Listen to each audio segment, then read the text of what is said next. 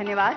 देवी और सज्जनों, राष्ट्र की उन्नति के लिए दिन रात एक करने वाले, देश की छवि अंतर्राष्ट्रीय स्तर पर उजागर करने वाले विश्व नेता, भारत के प्रधानमंत्री माननीय श्री नरेंद्र मोदी जी से मैं प्रार्थना करती हूं कि आज के इस अत्यंत आनंद के तथा महत्वपूर्ण अवसर पर वे अपनी ओजस्वी वाणी तथा बहुमोल विचारों से हमें अनुग्रहित करें।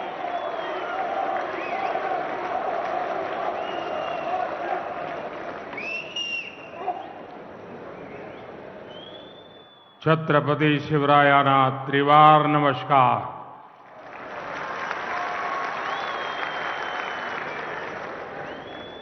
महाराष्ट्र के राज्यपाल श्रीमान रमेश बैस जी, यहाँ के कर्मठ मुख्यमंत्री श्रीमान एकनाथ शिंदे जी, उप मुख्यमंत्री देवेंद्र जी, अजीत जी, केंद्र और राज्य सरकार के मंत्रीगण, सांसदगण, विधायकगण और विशाल संख्या में हम सबको आशीर्वाद देने के लिए आए हुए मेरे परिवारजन, शिर्डीच्या या पावन भूमीला माझे कोटी कोटी नमन।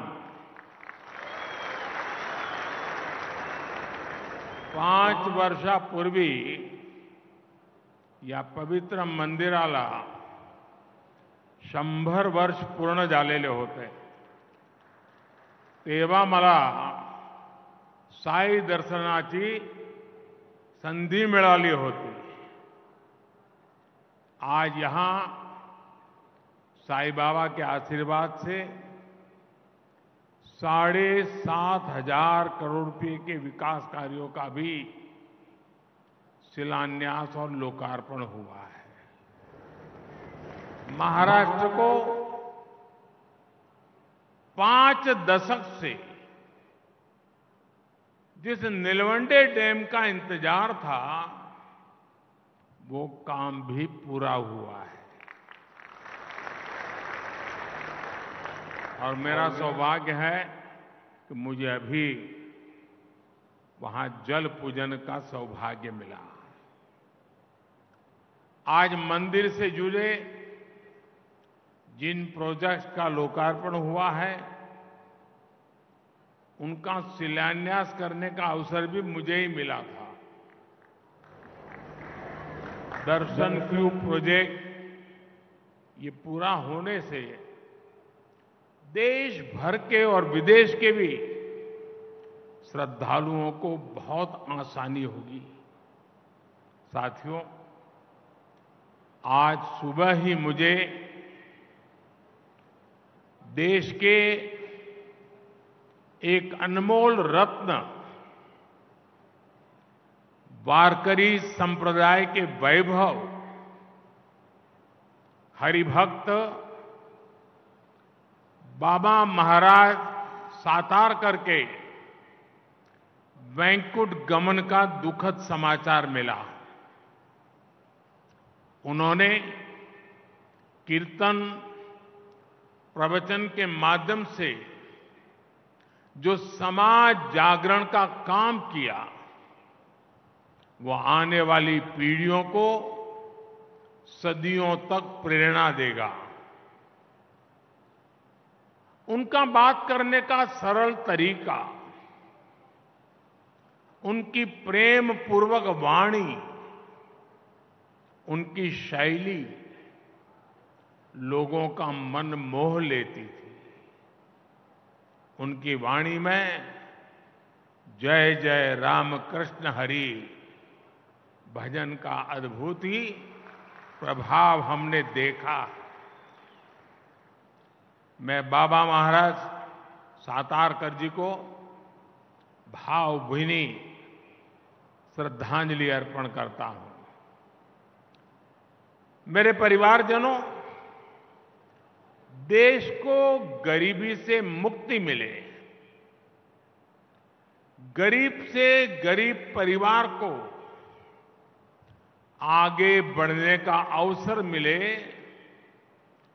यही सच्चा सामाजिक न्याय है। हमारी सरकार सबका साथ, सबका विकास के मंत्र पर चलती है। हमारी डबल इंजन सरकार की सर्वोच्च प्राथमिकता गरीब कल्याण है। आज जब देश की अर्थव्यवस्था बढ़ रही है, तो गरीब कल्याण के लिए सरकार का बजट भी बढ़ रहा है। आज महाराष्ट्र में 1,10,00,000 आयुष्मान कार्ड दिए जा रहे हैं। ऐसे सभी कार्ड धारकों को 5 लाख रुपए के मुफ्त इलाज की गारंटी है। आयुष्मान भारत योजना के तहत गरीबों को मुफ्त इलाज देने के देश ने 70,000 करोड़ रुपए खर्च किए हैं।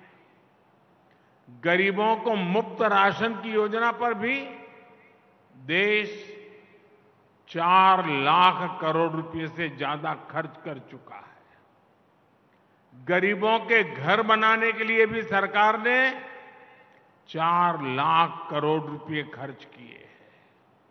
ये भी 2014 से पहले के 10 वर्षों की तुलना में करीब 6 गुना अधिक है। हर घर जल पहुंचाने के लिए भी अब तक करीब 2 लाख करोड़ रुपए खर्च किए जा चुके हैं। पीएम स्वनिधि योजना के जरिए रेहड़ी, ठेले, फुटपाथ पर दुकान लगाने वाले साथियों को हजारों रुपए की मदद मिल रही है। अभी सरकार ने एक और नई योजना शुरू की है, पीएम विश्वकर्मा।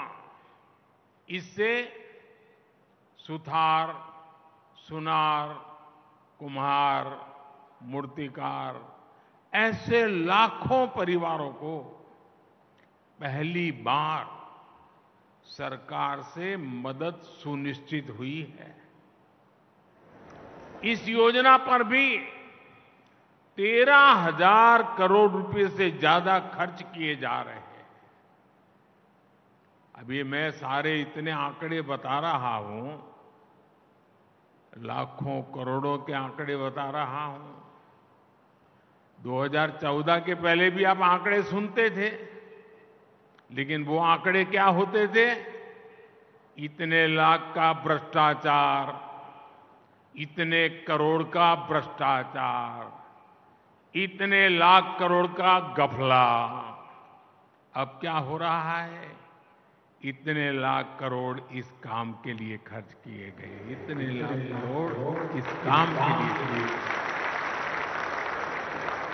मेरे परिवारजनों, आज के कार्यक्रम में बड़ी संख्या में हमारे शेतकरी साथी भी मौजूद हैं।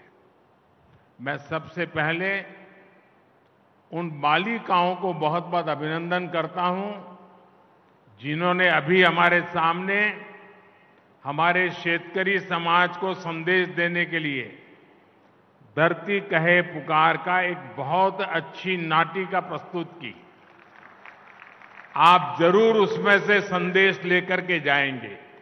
मैं उन सभी बेटियों को बहुत बहुत बधाई देता हूं।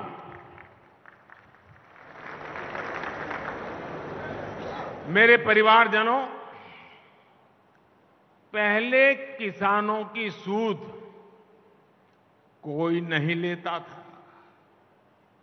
हमने पीएम किसान सम्मान निधि इन मेरे शेतकरी भाई बहनों के लिए शुरू की। इसकी मदद से देश भर के करोड़ों छोटे किसानों को 2,60,000 करोड़ रुपए दिए गए हैं। यहां महाराष्ट्र के छोटे किसानों के बैंक खातों में भी सीधे 26,000 करोड़ रुपए ट्रांसफर हुए हैं। मुझे इस बात की खुशी है कि महाराष्ट्र सरकार ने नमो शेतकरी महासम्मान निधि योजना शुरू की है। इसके तहत महाराष्ट्र के शेतकरी परिवारों को 6,000 रुपये और अतिरिक्त दिए जाएंगे। यानी अब यहां के छोटे किसानों को सम्मान निधि के 12,000 रुपया मिलेंगे।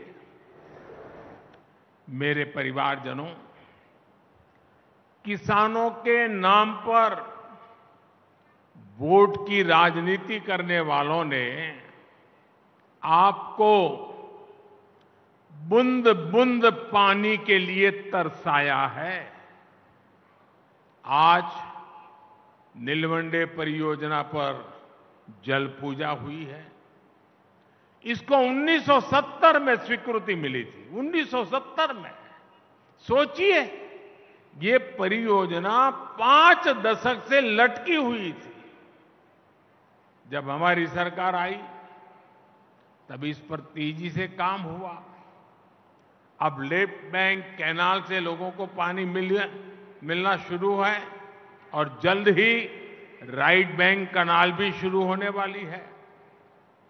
राज्य के सूखा प्रभावित क्षेत्रों के लिए बलिराजा जल संजीवनी योजना भी वरदान सिद्ध हो रही है। दशकों से लटकी महाराष्ट्र की 26 और सिंचाई परियोजनाओं को केंद्र सरकार पूरा कराने में जुटी है। इसका बहुत बड़ा लाभ हमारे किसानों को होगा, सूखाग्रस्त क्षेत्रों को होगा। लेकिन जब आज इस डैम से पानी मिलना शुरू हुआ है, मेरे सभी किसान भाई बहनों को मेरी एक प्रार्थना है। ये पानी परमात्मा का प्रसाद है। एक बूंद भी पानी बर्बाद नहीं होना चाहिए। पर ड्रॉप मोर क्रॉप। जितनी भी आधुनिक टेक्नोलॉजी है उसका हमने उपयोग करना चाहिए। मेरे परिवारजनों, हम सच्ची नियत से किसान के सशक्तिकरण में जुटे हैं। लेकिन कुछ लोगों ने महाराष्ट्र में किसानों के नाम सिर्फ और सिर्फ राजनीति की है। महाराष्ट्र के एक वरिष्ठ नेता केंद्र सरकार में कई वर्षों तक कृषि मंत्री रहे हैं। वैसे व्यक्तिगत रूप से तो मैं उनका सम्मान भी करता हूं, लेकिन उन्होंने किसान के लिए क्या किया? 7 साल के अपने कार्यकाल में उन्होंने देश भर के किसानों से सिर्फ यह आंकड़ा याद रखना, 7 साल में देश भर के किसानों से सिर्फ 3.5 लाख करोड़ रुपए का एमएसपी पर अनाज खरीदा। जबकि हमारी सरकार 7 वर्षों में एमएसपी के रूप में इतने ही समय में 13.5 लाख करोड़ रुपए किसानों को दे चुकी है। 2014 से पहले दलहन और तिलहन ये किसानों को सिर्फ 500-600 करोड़ रुपए की खरीद एमएसपी पर होती थी। 500-600 करोड़। जबकि हमारी सरकार 1,15,000 करोड़ रुपए से ज्यादा दलहन और तिलहन किसानों के बैंक खातों में दे चुकी है। जब वे कृषि मंत्री थे तब किसानों को अपने पैसे के लिए भी बिचौलियों के भरोसे रहना पड़ता था। महीनों महीनों तक किसानों को पेमेंट नहीं होती थी। हमारी सरकार ने एमएसपी का पैसा डायरेक्ट किसान के बैंक खाते में भेजने का प्रबंध किया है। साथियों, हाल में रबी फसलों के लिए एमएसपी की घोषणा की गई है। चने के एमएसपी में 105 रुपये, गेहूं और कुसुम के एमएसपी में 150 रुपये की बढ़ोतरी की गई है। इससे महाराष्ट्र के हमारे शेतकारी साथियों को बहुत लाभ होगा। गन्ना किसानों के हितों का भी हम पूरा ध्यान रख रहे हैं। गन्ने का मूल्य 315 रुपये प्रति क्विंटल किया जा चुका है। बीते 9 साल में करीब 70,000 करोड़ रुपए का इथेनॉल खरीदा गया है। ये पैसा भी गन्ना किसानों तक पहुंचा है। गन्ना किसानों को समय पर भुगतान हो, इसके लिए चीनी मिलों, सहकारी समितियों के लिए हजारों करोड़ रुपए की मदद दी गई है। मेरे परिवारजनों, हमारी सरकार सहकारिता आंदोलन को सशक्त करने का काम भी कर रही है। देश भर में 2 लाख से अधिक सहकारी समितियां बनाई जा रही हैं। देश के किसानों को भंडारण की, कोल्ड स्टोरेज की अधिक सुविधाएं मिले, इसके लिए भी सहकारी समितियों को, पैक्स को मदद दी जा रही है। छोटे किसानों को एफपीओज यानी किसान उत्पादक संघों के माध्यम से संगठित किया जा रहा है। सरकार के प्रयास से अभी तक देश भर में 7,500 से अधिक एफपीओ भी बन चुके हैं। मेरे परिवारजनों, महाराष्ट्र अपार सामर्थ्य और अनगिनत संभावनाओं का केंद्र रहा है। जितना तेज महाराष्ट्र का विकास होगा, उतनी ही तेजी से भारत विकसित होगा। कुछ महीनों पहले मुझे मुंबई और शिरडी को कनेक्ट करने वाली वंदे भारत ट्रेन को हरी झंडी दिखाने का अवसर मिला था। महाराष्ट्र में रेलवे के विस्तार का ये सिलसिला लगातार जारी है। जलगांव से भुसावल के बीच तीसरी और चौथी रेल लाइन शुरू होने, मुंबई हावड़ा रेल रूट पर आवाजाही आसान होगी। इसी तरह सोलापुर से बोरगांव तक 4 लेन रोड के निर्माण से पूरे कोंकण क्षेत्र की कनेक्टिविटी बेहतर होगी। इससे उद्योगों को तो फायदा होगा ही, गन्ना, अंगूर और हल्दी किसानों को भी लाभ होगा। ये कनेक्टिविटी सिर्फ ट्रांसपोर्ट का नहीं, बल्कि प्रगति और सामाजिक विकास का भी नया रास्ता बनाएगी। एक बार फिर आप इतनी बड़ी तादाद में आशीर्वाद देने आए, मैं हृदय से आप सबका बहुत बहुत आभार व्यक्त करता हूं। और आओ हम मिलकर के 2047 2047 जब आजादी के 100 साल होंगे, दुनिया में भारत का नाम विकसित भारत के रूप में होगा। ये संकल्प लेकर के चले। बहुत बहुत धन्यवाद।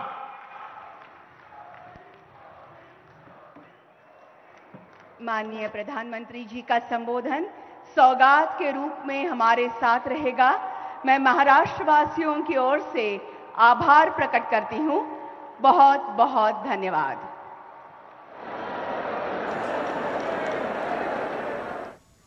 तो आप देख रहे थे प्रधानमंत्री नरेंद्र मोदी महाराष्ट्र दौरे पर अहमदाबाद समेत समूचे महाराष्ट्र को 7,500 करोड़ की परियोजनाओं का उद्घाटन और शिलान्यास कर महाराष्ट्र को विकास की सौगात दी। इस मौके पर पीएम